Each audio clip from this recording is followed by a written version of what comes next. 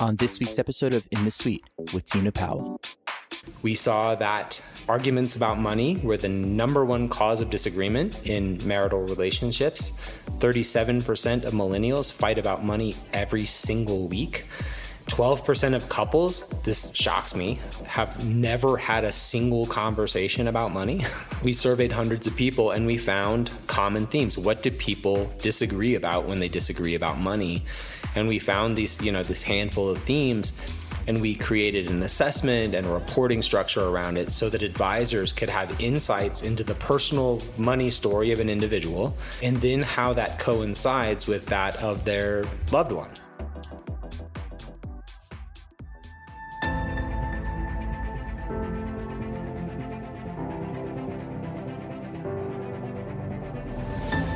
Hi, this is Tina Powell, host of In the Suite, where I sit down with top women leaders and some of the biggest names in the financial services and the wealth management industry. Together, we'll discover some of their best secrets and top strategies to grow great business, build a strong brand, and lead teams in the 21st century. I hope you'll enjoy hearing their amazing personal stories of triumph, trepidation, and transformation in hopes of becoming better leaders ourselves. The time for you to lead is now, and you're in the suite. Today we take a seat in the suite, live from Orion Fuse in Park City, Utah, with the one and only Dr. Daniel Crosby. Daniel is a psychologist and behavioral finance expert who helps organizations understand the intersection of mind and markets. He's the Chief Behavioral Officer at Orion Advisor Solutions. Orion is a tech powerhouse designed to bring together leading-edge technology and wealth management. Through a most-in-one advisor platform, Orion powers success of growth-focused advisors, helping them to compete more successfully. Daniel's role entails bringing together behavioral tools, training, and technology to financial advisors and investors so they can make better decisions with their money. He holds a Ph.D. in psychology from Brigham Young University, and he started his career as a consultant before joining Brinker Capital as Chief Behavioral Officer in 2018, which was then acquired by Orion Advisor Solutions. Daniel hosts the award-winning podcast, Standard Deviations, in which he discusses everything from finance to retirement to wellness. You can find it on all the major podcast platforms and at standarddeviationspod.com. To date, Dr. Crosby has written 5 books on behavioral finance. His first book, Personal Benchmark, Integrating Behavioral Finance and Investment Management, was a New York Times bestseller. And his second book, The Laws of Wealth, was named the best investment book of 2017 by Axiom Business Book Awards and has been translated in 7 languages. In fact, one of the many gifts that you'll discover about Dr. Crosby in this episode is his gift for transforming research methodology data and financial terms into simple and easy to implement strategies in real life. Within 7 years, he's launched 5 books in which he has simplified concepts of behavioral finance and tools and looks at the psychology, physiology, and sociology of financial decision-making. Daniel's ideas have also appeared in the Huffington Post, Risk Management Magazine, Wealth Management, Investment News, Think Advisor. Daniel was named one of the 12 thinkers to watch by Monster.com and a financial blogger you should be reading by AARP. Without a doubt, Daniel's insights on how emotions can cloud our judgment and impact and logical decisions can give us all food for thought. With today's episode jam-packed with great insights into the evolution and the future of financial behavior, we also get an inside glimpse into Daniel's personal life as a husband, a father, and a FinTwit sensation with his viral tweet with Elon Musk in the suite. Dr. Daniel Crosby. Wow. Take a seat in the suite. It is so great to see you here. I'm honored. We're here at Fuse, broadcasting, speaking to you live from Park City, Utah. This is incredible. I love the set right now. I kind of feel like it's a like we're on this reality TV show. It's awesome to have you here. How are you doing this morning? I'm amazing. I'm here with you. I'm on the In the Suite podcast. We're in beautiful Park City. The weather's been perfect. Caught a double rainbow yesterday. Lots to love. Yeah, that was really I didn't see the double rainbow, but what I saw was the moose. And at first I thought the moose, so both Stephanie and I were comparing our pictures. She had the double rainbow and I had the moose. I missed the moose. You got me beat there. So we've got to figure, but no, that double rainbow was really cool. Mm-hmm. So being that we're in person, I thought that I prepare for this just a little bit differently. So here I wanted to give you a glass here, and I wanted to open your favorite here. So can you guys, hopefully you all hear that. Okay. And then I'm gonna just. Oh my goodness. What is this called? ASMR? ASMR. We got a little ASMR on the show today. So cheers. Cheers. Cheers with Diet Coke, Daniel. Why don't you kick it off with that, and then we'll come back to some of the other questions and things. I'm so fascinated to be here with you. For those of you who don't know, Daniel is Chief Behavioral Officer here at Orion Advisor Solutions. You're the author of 5 books. He has an award-winning podcast on behavioral investing that is Standard Deviations, now like closing into episode 300 probably by the time that this launches, and on Elon Musk's radar. So I wanted to start with that and a fresh glass of Diet Coke. No, this is incredible. Best start to a podcast ever. So let's kind of talk about it. Famous tweet, viral tweet, 5,924 comments, 49,300 retweets, 518,000 likes, and how many impressions? So 32 million impressions that day. Wow. In one day, yeah. Cheers to that, Daniel. Cheers to that, absolutely. I'm so deeply curious.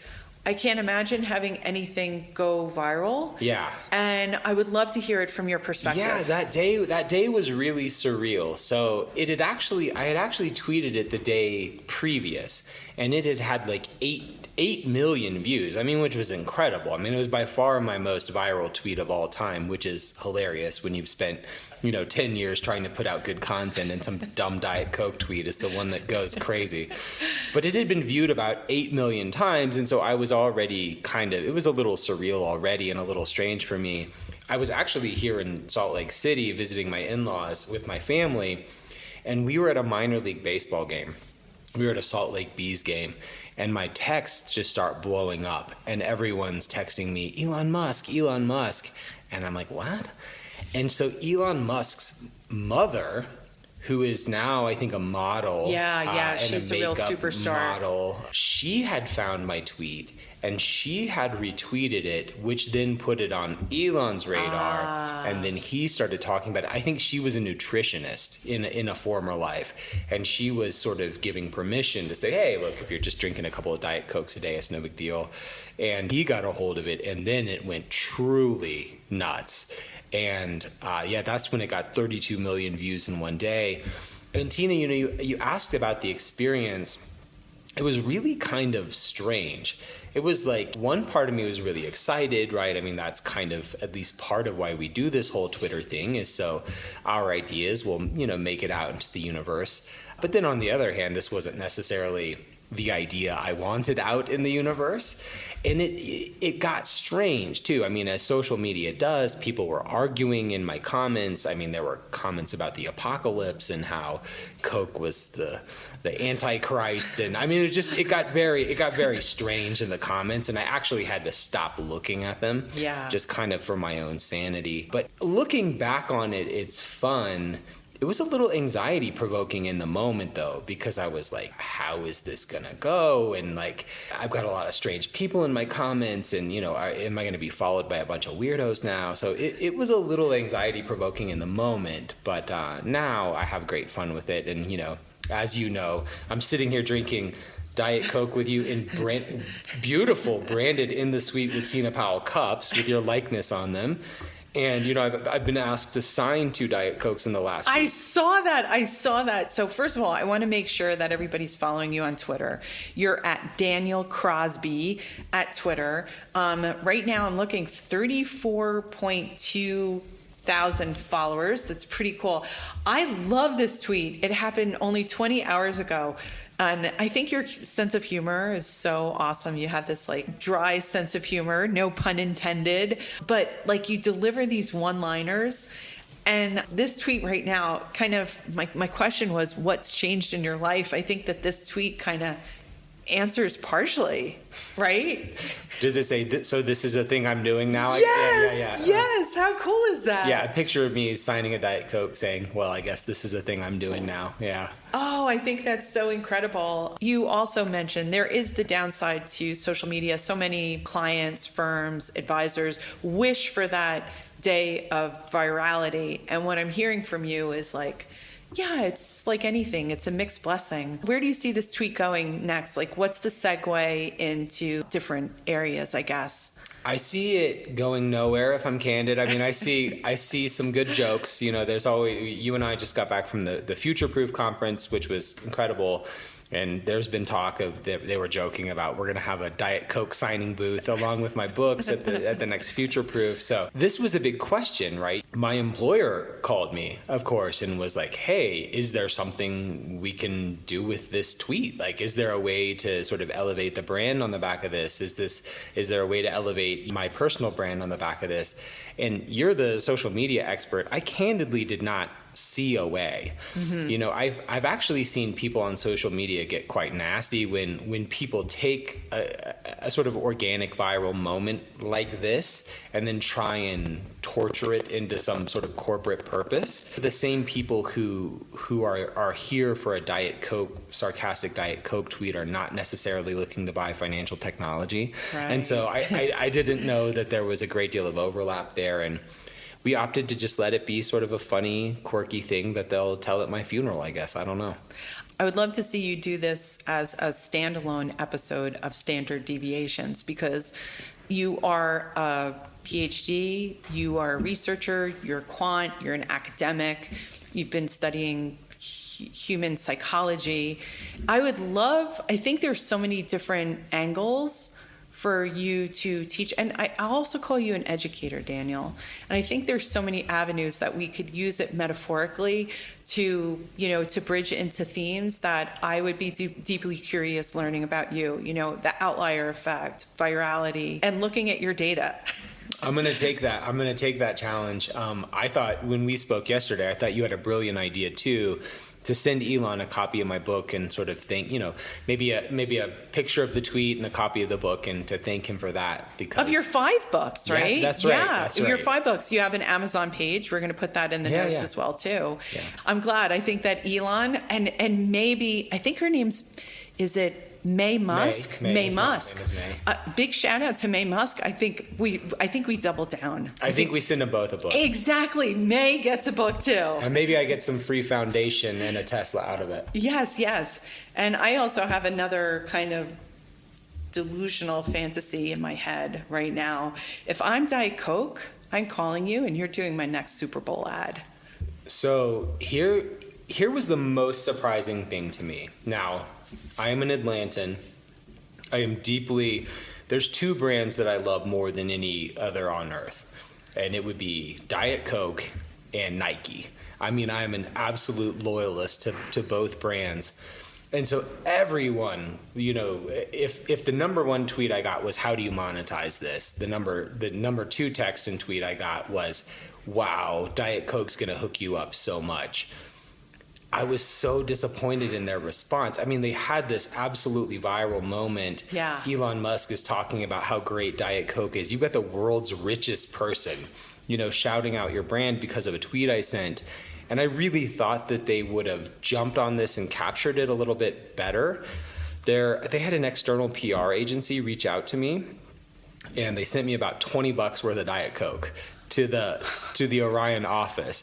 And I was like, that was kind of just, I don't know. Like, it just seemed, I don't need to be in a Super Bowl ad, but like, I don't get a hoodie or anything. Like, it just seemed a little paltry. Yeah, it's lackluster. Let's call it out what it is. Like, the response was a little disappointing. I mean, it seemed, You remember when the gentleman who was like longboarding and listening to Fleetwood Mac and drinking Ocean Spray, like he went completely viral, and Ocean Spray gave him a cranberry colored truck and like all this stuff. I just wanted my cranberry colored truck. That's all I'm asking for. Yeah, I think like Diet Coke could create this. Again, my mind thinks in mysterious ways. Imagine if you're Diet Coke and every time there's a mention is that you show up like Publishers Clearinghouse in like a Diet Coke like branded, Knocking on the door with some and balloons, just be like, yeah. Hey, Daniel, here it is, and your kids and your wife and like everybody's there for this Diet Coke moment. Hey, Diet Coke, they've got some work to do.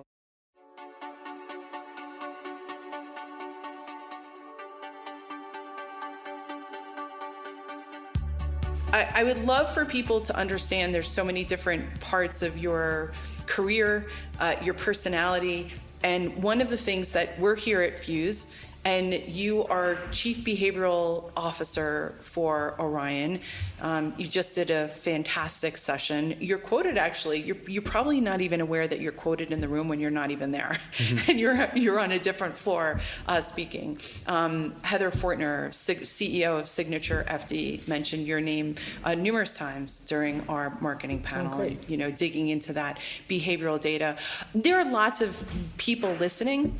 I'd love for our listeners to understand what a chief behavioral officer does. I don't think that you find it in every fintech firm, but we find it here at Orion. Mm-hmm. So I'd love for you to kind of explain, give us a lay of the land. What does a chief behavioral officer do? So probably my favorite introduction, I speak a great deal, and probably my favorite introduction ever was someone looked into how many chief behavioral officers there are and how many people had walked on the moon. And he said there were more people had walked on the moon than there were chief behavioral officers. So shout out to, I don't know that it's the same honor, but shout out to Orion for having sort of the presence of mind and the foresight to invest in this sort of role.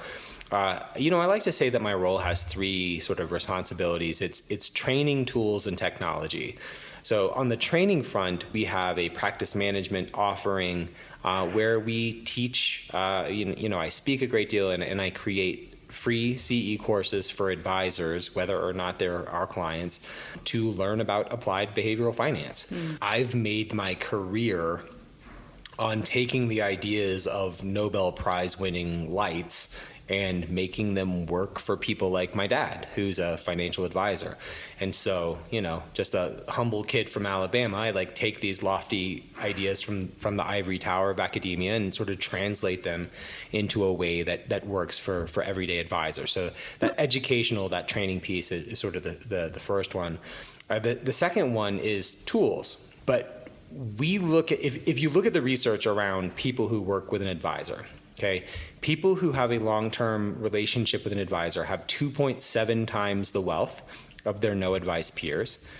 They have greater aggregate happiness. They have twice the level of preparedness for an emergency, which seems to happen a lot lately. For sure. And they have even better marriages. They have Sonia Luder, Dr. Sonia Luder came on my podcast and talked about some of her research into the fact that money is so central to what worries us and what sort of confounds us, that if you can get that right, it lifts all boats.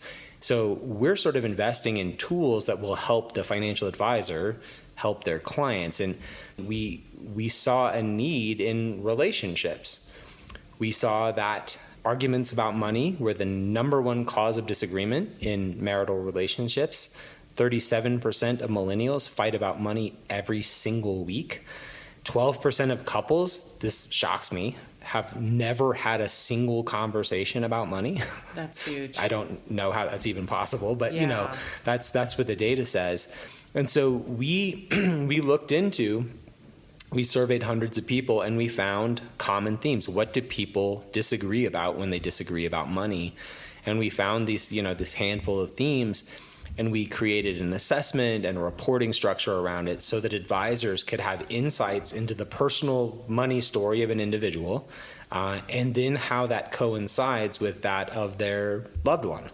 And so this could be used with a parent and a child. This could be used with two spouses. This could be used in any number of ways. But it allows us to understand our clients, to help them understand themselves, and to see where they sit relative to someone else they care about. And we're super excited for the ability of advisors to facilitate deeper, more meaningful conversations and to add value outside of asset management. We just talked about that on marketing. How do you differentiate yourself? And it is really about knowing your client, know how technology plays a part in that, your CRM system plays a part in that, your workflow plays a part in that. But what I'm hearing from you is that, you're giving advisors new tools, you're giving them training, and you're creating a different conversation. Look, I spent 7.5 years in wealth management, every prospect meeting, almost every client meeting, right? We made sure that there was both a man and a woman in the conversation. No matter what, we tried to mirror the clients that were sitting across from us. This is such an important part. I think that people want to be well cared for. Mm-hmm. I always said, like, there's a reason that there's a box of tissues in the conference room, that conversations around money are not really around money. They're around everything that happens around that money. Mm-hmm. Well, I did, as you know, you were one of my guests. I did 5 podcasts yesterday here live from Fuse, and three people got choked up, right? Yeah. There's no line of delineation between the personal and professional. There's no line between, the financial and the emotional. It's all very wrapped up. And when I was doing research for the Behavioral Investor, I found fMRI studies, so brain scan studies, that looked at the excitatory power of different conversations. So effectively, just think, like, how much does someone's brain light up when they talk about different things? They looked at, all the hot button stuff: politics, sex, death, religion, like all the big ones, right? Money was the biggest. Money has the greatest power to induce emotionality in us, even more than all the other stuff we're not supposed to talk about in polite company.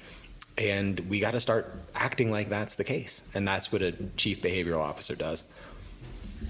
So I told you a couple of things that I would do is really want to try to dig into my numbers side today. And what I was really curious about was doing a trends, Google Trends, just on behavioral finance over the last 10 years. And I wanted to understand from you, where do you see behavioral finance in looking like this is the last 10 years? I know that past performance is not cannot predict future, but where do you kind of see the industry? So I see a really great movement in behavioral finance that actually mirrors psychology broadly. So if you think about the early days of psychology, right? So Freud, right? Wilhelm Wundt and all these folks who were early on in the game, psychology was the study of lack. Psychology was the study of brokenness and dysfunction. And that's what Freud was all about, sort of cataloging and treating dysfunction. And behavioral finance did the same thing, right? Behavioral finance, when it was breaking from traditional econometrics, said, look, you're not perfectly rational. You're not utility maximizing in the way that the formulas say you are. And so we had to break from traditional econometrics by sort of cataloging and enumerating all the ways in which you're goofy, right? Like all the ways in which you're broken when you do stupid things with money and you have these cognitive biases. Cool, whatever. Like, okay, right? That was sort of a necessary break. But what we saw in the 90s with psychology writ large was something called positive psychology. And this really started at the University of Pennsylvania at Penn. Gentleman by the name of Dr. Martin Seligman was sort of did the seminal work there and was sort of the foundational researcher, and there have been a ton of others. But this positive psychology movement was the study of greatness, right? This was the study of abundance and the study of what makes you happy and what makes you a great leader and what makes life fulfilling, not what makes life, depressing and anxiety inducing. And behavioral finance is trending in that same direction. In the years to come, there's going to be less, sort of, here, I'm going to keep you from screwing yourself up and tripping over your own feet, and more about financial wellness, more about wholeness and happiness and the intersection of money and wholeness and happiness. And that is nothing but a good thing to me. And I think that's where it's headed. And what's the role of data? So we're here at Orion Fuse, a big, I saw you and Eric Clark, the CEO of Orion, at T3. I know that there's this whole wave of data, of real-time data, and I'm fascinated to ask this question to a data researcher. Take what's happened here at Fuse and combine it with behavioral financer, and what is the role how now is data going to, intersect our lives here? Like, what should be the takeaways that Tina takes back and all of the other people here? Yeah, it's the potential is huge, because one thing that we know, again, going back to sort of behavioral finance 1.0, behavioral finance 1.0 was, Daniel Crosby writes a book, you read it, and then you hope that 3 years later, when you encounter the situation that you read about in The Behavioral Investor or The Laws of Wealth, that you do the right thing. How likely is that to happen? Not very likely, right? We know that people's recall is very poor. People lose about 90% of what they learn within 3 days if it's not rehearsed. We also know that there's a knowing-doing gap, right? My favorite example of this is that nurses smoke at about double the rate of the general population. And it's not because nurses don't know that smoking is bad for you. It's because they have stressful jobs and they're looking for a way to cool out after a 12-hour shift. And so knowing the right thing to do is not at all predictive of you doing the right thing, because it's just, there's so much latency, there's so much lag between that educational moment and the decision point. What real-time data allows us to do, and all the things we're here talking about at Fuse, is give what behavioral folks like me call just-in-time intervention. So at the point of decision, you don't have to remember what you read in my book. We're going to remind you.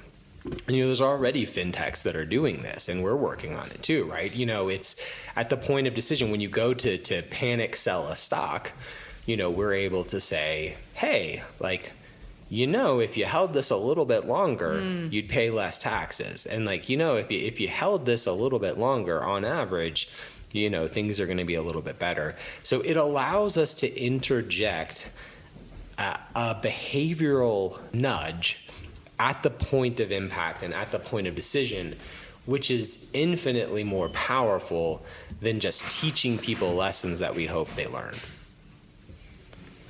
And you also introduced, a concept that I heard over at T3. We first talked about it then, Protect, Dream, Live, PDL. And one of the things that I see is even the way that we're naming tools and technology for advisors has a different kind of approach, has a more human-centric approach. Is that intentional? It is, and I'm taking 100% credit for naming Protect, Live, Dream, and Humanomics. And I think the names matter. So Protect, Live, Dream is our goals-based wealth management platform, and the thing about it is, it's a simple thing, and this is a thread that runs through all of behavioral finance. A simple intervention matters a great deal. So the simple act of naming a portfolio, right? So whatever, Daniel's retired to the Bahamas fund versus, Crosby fund 1, 2, 3, 4, 5. People are exponentially less likely to go to cash and are about 2.5 times as likely to engage in the appropriate savings behavior when it's labeled. Right. That's not rational, right? We should just do what we should do. But if the simple act of naming it something a little sexier can induce that kind of behavior, all day long, we should exploit that. Does that go back to your point then about remembering things? Are we more apt to remember if it's something that we've kind of helped to co-create as we're sitting down with our advisors, right? 100%. So the word to know here is salience. And so, the salience is sort of the vividness of something. And one of the things that we have to do is help make people's financial lives more vivid, more personally meaningful to them. So Crosby account 1, 2, 3, 4, 5 lacks all salience. But, the Crosby retired to the Bahamas fund, even the speaking of that, invokes colorful imagery. Like even the speaking of that invokes emotion and, walking hand in hand with my wife on the beach. I mean, it's an entirely different animal than sort of the sterility with which we've approached these things historically. And it's easy, it's free. It's easy and it's free, and we should just be doing this. And this is the role of a chief behavioral officer, to say, hey, look, this doesn't require some dramatic thing, but let's take human behavior and roll with it whenever we can. Hey listeners, Tina here. I want to make sure you're getting the full value of the podcast on social media. Follow us on Instagram at In the Suite Pod for insights, tips, power quotes from all of our episodes that will absolutely rock your mind and your world. That's In the Suite Pod on Instagram.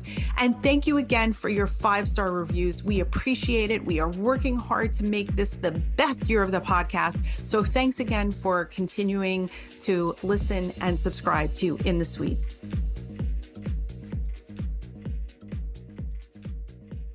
So we have a lot of different types of people listening right now, women, men, people in mid and senior level careers, and some are working with advisor Daniel and some are not. I heard my salience is on here. I know I was a little dyslexic with the Protect, Live, Dream. P is really PLD, but it was the 2% better, right? Their outcomes are better. What would you say to the people listening right now, whether they're working with an advisor or not? What's the takeaway from this discussion from the behavioral investing side of things, that if they're having a discussion at the kitchen table with their wives, their husbands, their family, even their children, even their grandparents, or their financial advisor, what would be an actionable, takeaway? Yeah. So for people who are on the fence about working with an advisor, insofar as that's the question, I understand the hesitancy, but the reason, usually it's a money thing, right? People don't want to pay, right? And they're like, it'll be cheaper if I did it myself. The research shows that you need a financial advisor, but not for the reason that you think. So, most people think, well, I'm going to hire a financial advisor because she's going to help me pick the best stocks. She's going to help put me in sort of the next big thing, or sort of the highest flying asset class. What we find is that advisors add tremendous value in some of the ways that I mentioned earlier, but it's really from keeping us from tripping over ourselves at a handful of big moments in life. Right? And the advisor as behavioral coach and sort of decisional guidepost is really how advisors add the most value. And that's not what people are looking for. And so when people are going to look for an advisor, instead of asking to look at their track record or something, which you couldn't even do in the first place, right? I would just say, how do you click with them?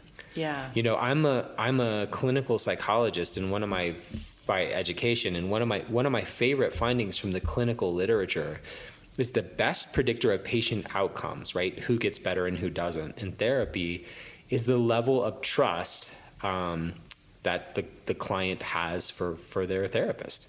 And the same is true of financial advisors. If you click with that person, if you esteem them highly, if you like them, you're going to listen to what they have to say, and they're going to be a great help to you over your life that's going to add holistic value. If the stats are to be believed, you'll do better financially, but you'll also be happier, you'll sleep better. And I think it's something powerful to consider, but not for the reasons that most people think. And so when did you make your foray into financial services? Quite a while ago. Okay. I believe it would be about 10 to 11 years ago. I feel like you've created this almost Zen movement around fight. I mean, I think it's no mistake that I'm sitting out here and I'm looking at Park City and the mountains, and the leaves right now are, we see a little bit of burst in orange and yellow, but I do like talking to you about finance and behavioral investing and working with advisors. I could literally, if this was the discussion that I had in my 20s or in my 30s, my life would have been completely different. I would have made different decisions with regards to my career and my own life. What was it for you then guided your, again, a researcher? You could go in lots of different directions. You'd mentioned that your father is a financial advisor. Did he have an impact on your decision to be in this industry? He definitely did. So, what happened to me, I entered psychology, I think like many, if not most, budding psychologists, I entered with a desire to figure myself out, right, which was no small task. But, to figure myself out and also to help a loved one. I had a loved one who was hurting and wanted to help them out. And so that was the sort of the very specific motivation that drew me to psychology in the first place. Well, it's a long road, right? I mean, it's 8 years of college. So by the time I was done, my loved one was much better, thank goodness. And so that motivation had kind of fallen away. I still loved thinking deeply about why people did the things that they did, but I found the process of being a clinical psychologist to be very personally taxing. 40, 50 hours a week of talking to people who are having a tough time is hard for you, right? I mean, there's empathy fatigue, there's transference, there's all kinds of things. And I mean, there are certainly people who do a better job of maintaining boundaries than I did. Right. But I mean, I was also 23 years old when I started dispensing life advice. And so, And you're still a shrink on Twitter, by the way. Yeah, no, I identify as a shrink. I love being a shrink. So I just kind of tired of the clinical work, and I knew that I wanted to do something with psychology, and I loved psychology, but I didn't want to do it in a medical setting. And so I came to my dad, who did not know the word behavioral finance, right? I came to my dad and said, hey, this is kind of my conundrum. And he said, well, hey, there's a ton of psychology in my work. And at the time, I was like, what are you talking about? I didn't, this made no sense to me. And he said, well, yeah, and he kind of walked me through it. And I was very young. I had always envisioned my dad as two things, a sales guy and a numbers guy, like an investment guy. Like he brought in new assets and he allocated those assets. That's what he did, right? The psychological piece of it was I was blind to that.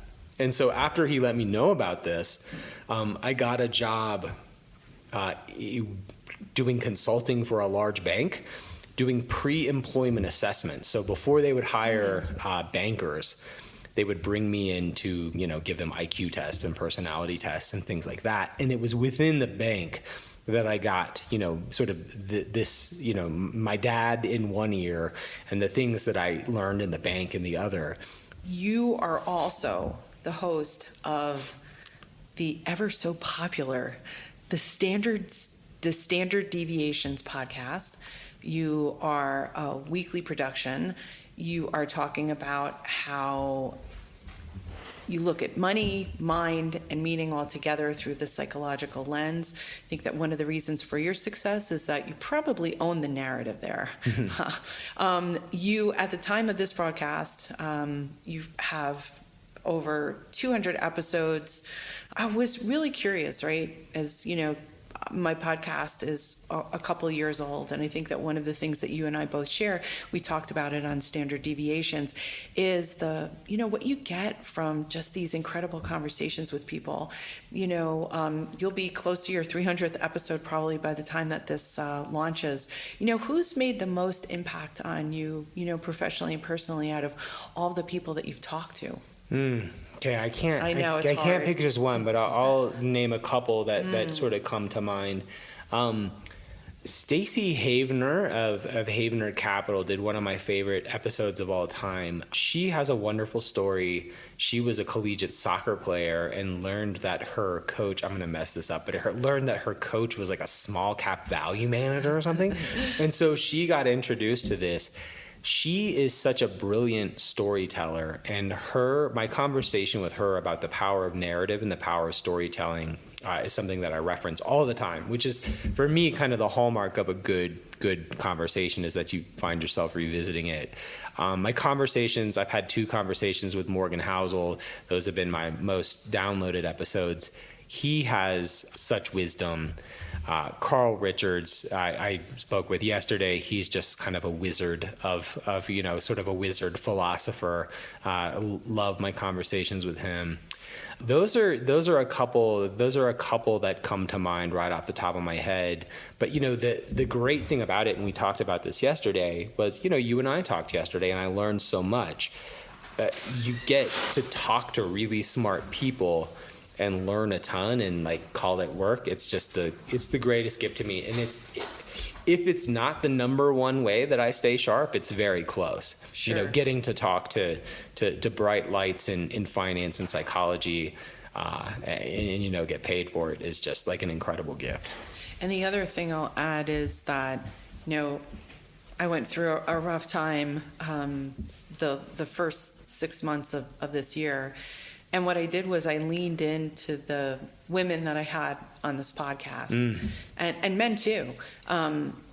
Talked to Brian Hamburger, talked to Angie Herbers, talked to Steph Bogan, and you've now created this network effect, and now I can call you too, Daniel. Friend of the show, yeah. It's really fantastic. I would say for anybody that's contemplating starting a podcast, you should definitely do it. Not for the lead gen effect, but for the human psychology effect, right, Daniel? No, absolutely. Couldn't agree more. So another thing that I love following you on social media. I do actually want to make sure that people notice your pin tweet, because I do have the behavioral investor back home, and you've created this one sheet, and so you have a gift of taking research methodology data and then extrapolating it in a way for people that are like me, that are more qualitative. I don't have high retention of numbers, but I attach myself to simple concepts, and particularly things that are graphically pleasing. So you do have a one-page summary, some things that I've learned about money.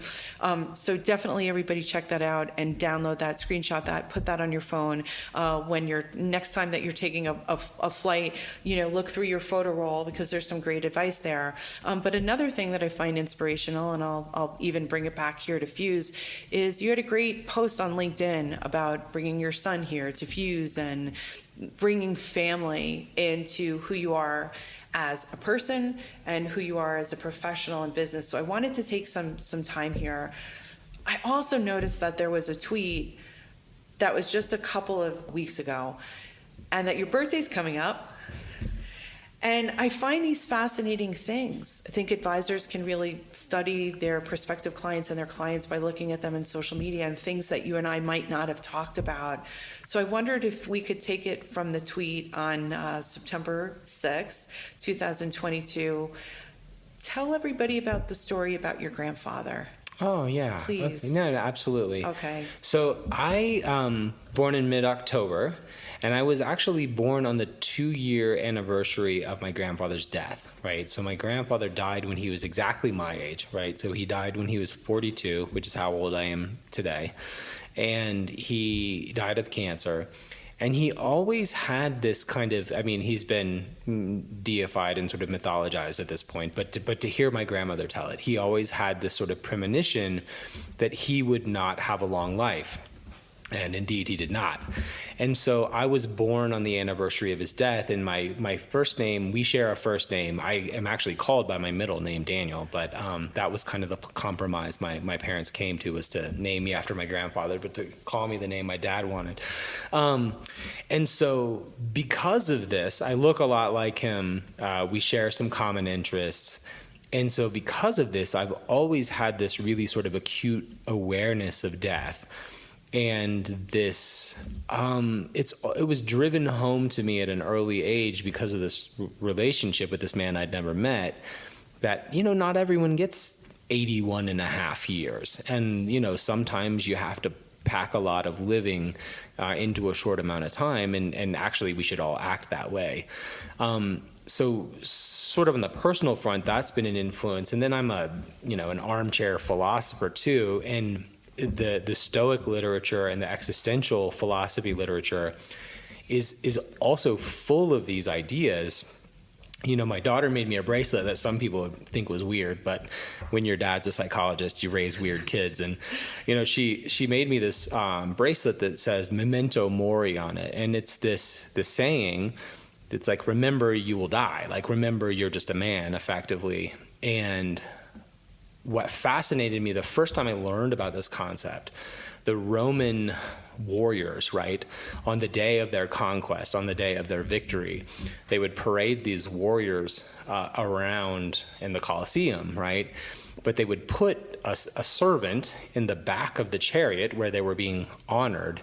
And the servant's job was to literally whisper in their ear periodically, memento mori, like, remember, like, on your best day, like, remember that this is all fleeting. And, some people would say that's depressing. To me, it gives me a sense of urgency to say, don't waste the day, like, nothing's guaranteed. And this sort of awareness of death is not something I keep top of mind to bum me out or to be morbid. It's something I keep top of mind to catalyze a life well lived and a life fully lived. So that's kind of the personal and the professional angle of why I'm obsessed with death. And I love how you've also too. I think there are discussions that we need to have. I'm like you.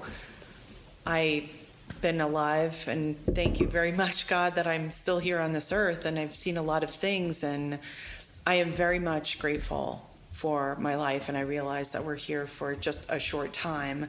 And I love the way that you've kind of encapsulated this idea and passed it along to your children. And Crosby sized it in a book. And I heard you talking about this book. I forget what podcast you were on or who was interviewing you at the time. And again, finding you on Amazon. You've got a great page on Amazon with all your books. And then this one is particular. It's free to everybody. You know what? I wasn't sure what I would expect. It's got a pretty unique title, but it so works. And I want everybody listening. I think the artwork is fabulous. So we're gonna drum roll and give you the name of the book and put it there. But I really think that you have this idea of you have this gift, Daniel, of taking complex concepts and humanizing and making them palatable. So tell everybody a little bit about the book. Yeah, so the name of the book is Everyone You Love Will Die, and no one believes that it's a heartwarming book, but it is. And hopefully I'll convince your listeners of that over the next few minutes. So the way that it came about was I was talking to my oldest daughter about a friend of the family who had passed away. And, talking... Kids are so concrete, little kid, she was, 5 or 6 at the time. And it's just developmentally, little kids are extremely concrete. They just think in sort of black and white terms. And so talking to them about something as abstract as death is not easy. And so sort of my approach to that, in addition to the conversation I had with her, was to write this little poem. And it, it's called Everyone You Love Will Die. And, the punchline is, yes, everyone you love will die, but you're here today, and so am I. So, the idea being to make the most of the days you're given, but it goes through sort of a humorous, people dying in sort of humorous ways, and and then it kind of gets to the sweet part. And then, so what I did was, this is back when I was on Facebook. So it's been years since I was on Facebook, but back when I was on Facebook, I said, hey, here's a poem I wrote for my kid. Hope you like it. And it went crazy. And, another viral moment here. Yeah. And my friend Naomi, who now works with me at Orion, she's finishing up a Ph.D. and working for us on a contract basis. But my friend Naomi saw this, and she's an illustrator, sort of in the style of Shel Silverstein, these sort of... Absolutely, yeah, for sure. like these sort of simple but poignant line drawings. Right. And she drew all these pictures to accompany the different stanzas of the poem, and she just sent them to me as a friend and was like, hey, I was touched by your poem. I thought you would think this was cool. And so then we were like, well, geez, I mean, we got words, we got pictures, like this is a book. And so we put it on Kickstarter, and Kickstarter made it their like pick of the day. Kickstarter made it their like editor's pick of the day. And so it was funded within 36 hours, I think. And I mean, funded a couple $1,000, like, funded enough to print a few hundred copies and give them to sort of the early supporters of the book.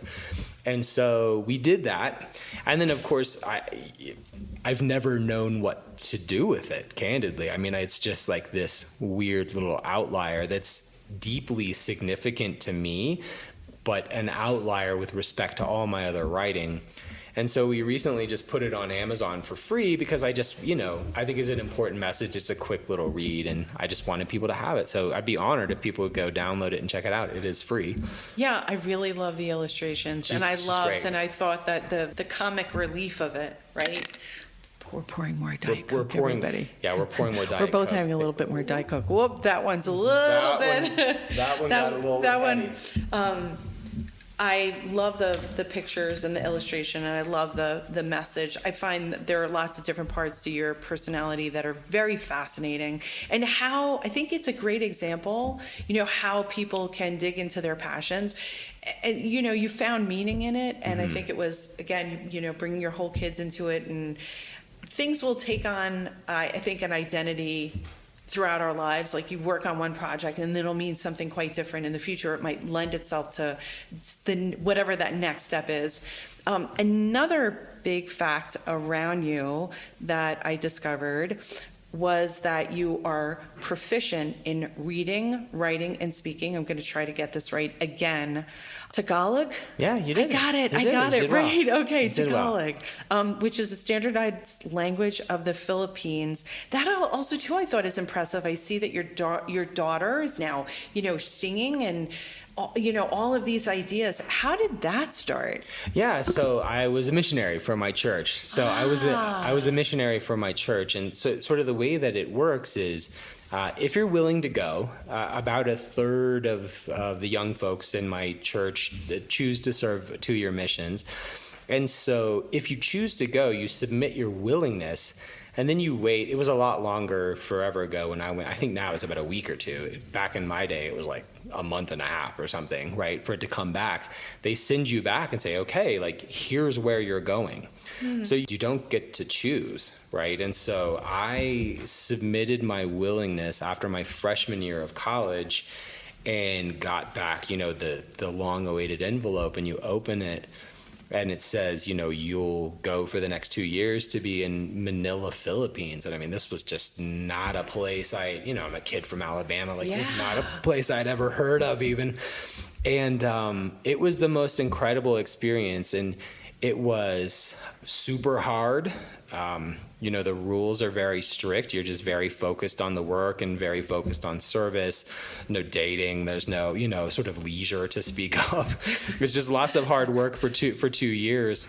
But I left with an incredible appreciation of the people of the Philippines and a Filipino culture and language. And, it's neat to be able to speak Tagalog when not many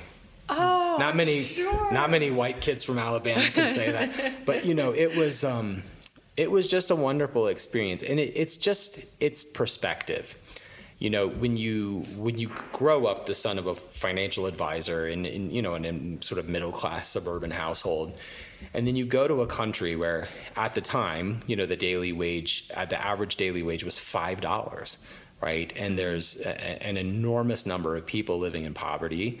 There's 7,000 something islands in the Philippines, but if you condense the whole archipelago, it's about the size of Alabama, where I grew up, and there's something like 93 million people in the Philippines versus 4 million in Alabama. And so it was just this it was 180 degrees of anything I'd ever experienced. Oh, wow. And I just walked away with just a new experience, a greater appreciation, greater humility, greater respect. And, you know, from my study of money, it's one of the happiest countries in the world. And it also is one of the poorest countries in the world. It's the most crowded city in the whole world. Manila is the most densely populated city in the entire world. It's one of the poorest, leads the world in natural disasters. Like nobody's even close. I mean, they have floods and fires and volcanoes and monsoons and typhoons. I mean, it's just everything. And yet, the happiest, sweetest, nicest, most generous people, and to see people, you know, again and again, just thriving with very little material wealth is like a lesson that I've kept with me forever and informs everything I do today. And let's talk too about a little bit about the music part of you, because again, you know, I saw you and your daughter singing a song in Tagalog, and she sang it beautifully. You also have 2 guitars, so when I see you on YouTube, we'll again put all of the links to you, and I've seen you on Zooms, you have these 2 guitars that are flanked behind you. Like, are you in a band? Because another thing that Jamie Hopkins from Carson Group is talking on his podcast Framework about putting this band together, and he always mentions your name. Okay, I'm in, Jamie. I'm in. So I'm not in a band. I was in a band in high school. Okay. Called Society's Hemorrhoid, and we were a punk band, and we spelled hemorrhoid phonetically because we didn't think spelling it correct. I mean, it's kind of a hard word to spell. And we didn't think that spelling it correctly was very punk rock. So it was this kind of joke of, I mean, you can tell by the name. I have a knack for naming things, goofy names, but it was just this fun little thing we did in high school. But I'm a very mediocre guitar player, but I'm an enthusiastically mediocre, and I play, you know, a couple of nights a week as just sort of a stress reliever. My brother's a musician. My brother, who produces my podcast, is a musician. My wife is an extremely talented, classically trained pianist. My kids all play. I saw that on Instagram. Yeah.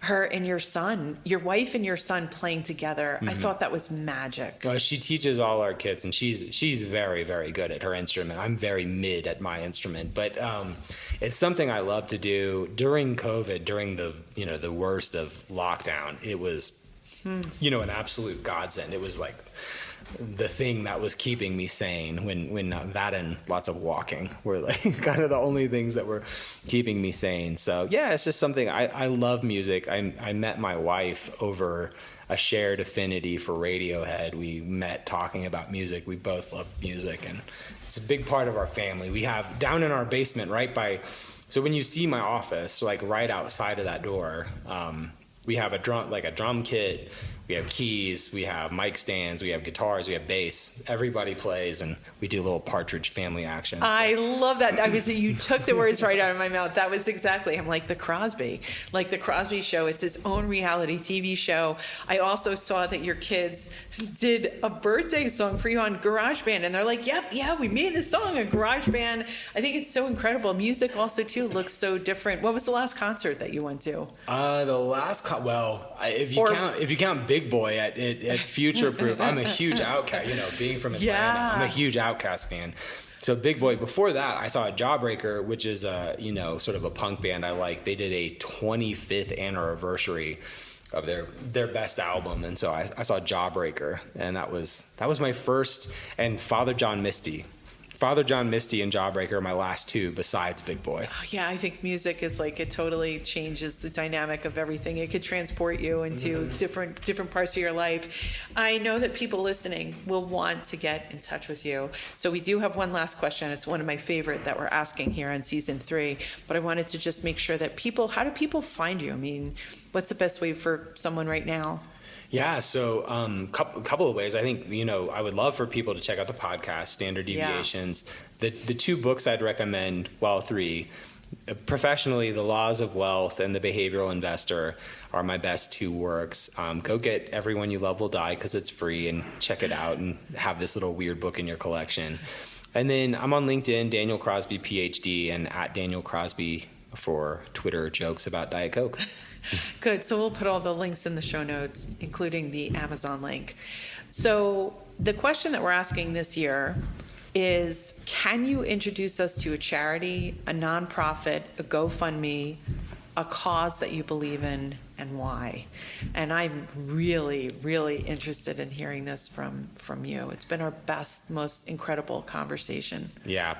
So so one of the most rewarding things we did during COVID was we helped our kids, we taught our kids to help us make philanthropic decisions.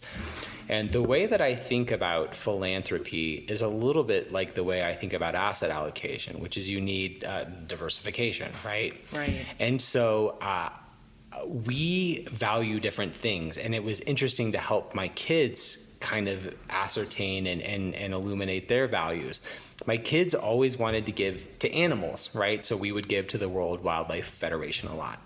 My wife supports various artistic endeavors in the community near where we live. And then for me, it's always been about mental health.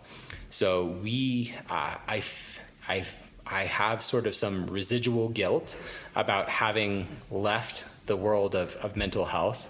And, I'm still helping people, but not in the same, maybe in not as obvious a way as I would have had I been a therapist. And so one thing that we do is that we sponsor a scholarship through my alma mater to support young people who are going to be psychologists. So I pay for people to go to school and be the psychologist that I never was. So that's our own little thing, and I won't ask people to contribute there. But NAMI or any of the mental health sort of focused, Autism Speaks, NAMI, think about a way in which mental health has touched your life, and then seek out the mental health charity that coincides with that. I love that answer. I really love I applaud what you're doing with your family, with your kids, with your podcast. You are actually helping us through the mental health aspect of the work that you're doing. I think it just has a different kind of application, but probably a much deeper application. Yeah, my mom asked me that. She's like, "Do you think you'll ever do work that helps people again?" So I'm gonna send this podcast to my mom. But yeah, I agree. Thank you so much, Daniel, Dr. Daniel Crosby. Thank you for being a servant leader to our industry, for being a role model in terms of like what great parenting looks like, and using your own social media platforms to show that expression, to have the courage to write books that have hard topics to discuss, but things that we actually, have a sliver of joy in there. So, and continued success here at Orion. And I want to thank you for being on the podcast, creating time in your day to have this conversation. And for all of you listening, definitely get yourself subscribed to the Standard Deviations podcast, and be like me. Start digging into concepts that might not be your core competency. But again, if I pick up one or two things from you, then that is success in my day. So thank you, Dr. Daniel Crosby. Thank you, Tina. This has been absolutely wonderful. And your big heart shines through on your podcast. It was a pleasure to be here. Thank you. You're listening to In the Suite, a podcast that shares amazing stories of women in business in the financial services and the wealth management industry. Our producers are Tina Powell and Kevin Hirshorn. Our editor-at-large is Kevin Hirshorn. Our content writers are Dimple Rashandani, Daniel Wheeler, and Tina Powell. In the Suite podcast is sponsored by Intentionally, the growth engine design consulting firm transforming the way financial technology and financial services companies approach marketing. To learn more, visit intention.ly. And please let us know how you enjoyed this amazing, smart episode with Dr. Daniel Crosby. Share your thoughts on social media, #InTheSuite. Please connect with Dr. Daniel Crosby on LinkedIn, Twitter, Instagram, at Daniel Crosby, all one word. You could also buy his books on Amazon. And then please make sure that you're subscribed to his Standard Deviations podcast. I promise that you'll learn a lot. And thank you again for subscribing, giving us 5-star reviews. We appreciate it. I'm so grateful to you. We've got listeners in 1,288 cities in 63 countries. That's the most ever we had. So thank you so much. And feel free to email me at tina@inthesuitepodcast.com to pitch guests for season 4, 2023. Let us know who you want to see here in the suite. Again, thank you so much for listening and subscribing, and we'll talk to you soon.